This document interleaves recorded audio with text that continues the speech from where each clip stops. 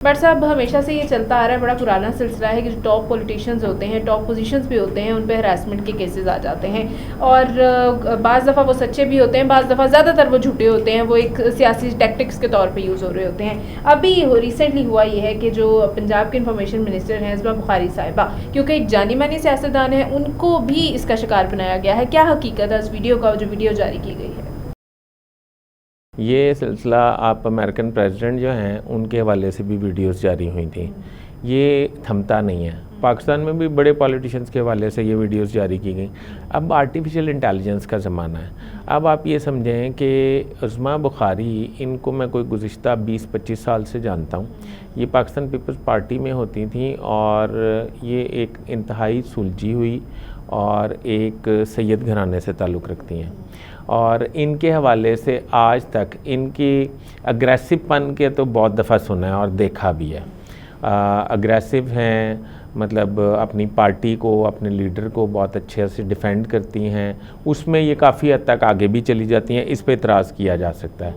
मगर ये जो वीडियो जारी की गई, इसमें किसी किस्म की ना कोई हकीकत है और ना मैं ये समझता हूँ कि वो इस करैक्टर की औरत है। और वैसे भी वो बड़ी पढ़ी लिखी सुलझी हुई ख़तून है और मेरे पास एक इत्तला है, वो ये कि ये वीडियो कोई आप या आपके नाज़रीन समझ रहे होंगे कि ये वीडियो जारी की होगी पीटीआई ने। यकीनन ये पीटीआई ने नहीं जारी की।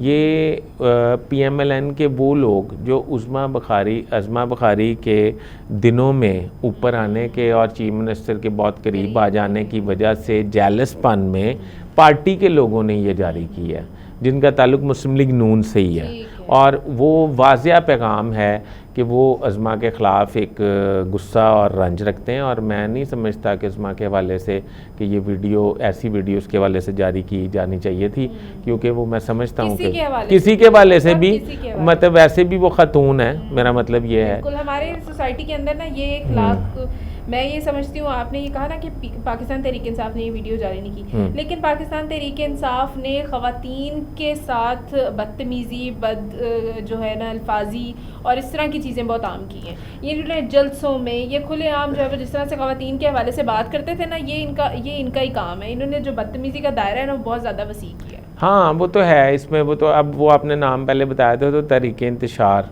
अब वो इंतशार फैला रहे हैं और अब वो भुगतेंगे। बहरहाल हम इस चीज़ को कंडेम करते हैं कि ना सिर्फ अज़मा बुखारी, उसकी एक फैमिली, ये लाइफ है, उसकी एक जदोजहद है। अब उससे जेलस हो के, मैं समझता हूँ अभी भी वो अपने कद से बहुत नीचे है, जितनी उसकी पॉलिटिकली जदोजहद है ना, वो बड़ी कद से नीचे उसको रिवॉर्ड मिला है, उसको ज़्यादा मिलना चाहिए था। ख़वातीन से जेलस होने वाले लोग जो है ना वो थोड़े से थम जाएं। आप जब देखते हैं कि किसी खातून का जो है वो काम के हवाले से मुकाबला नहीं हो रहा, तो आप लोग इस तरह की हरकतें करनी शुरू हो जाते हैं, जो कि बहुत ही ज़्यादा अफसोस की बात है।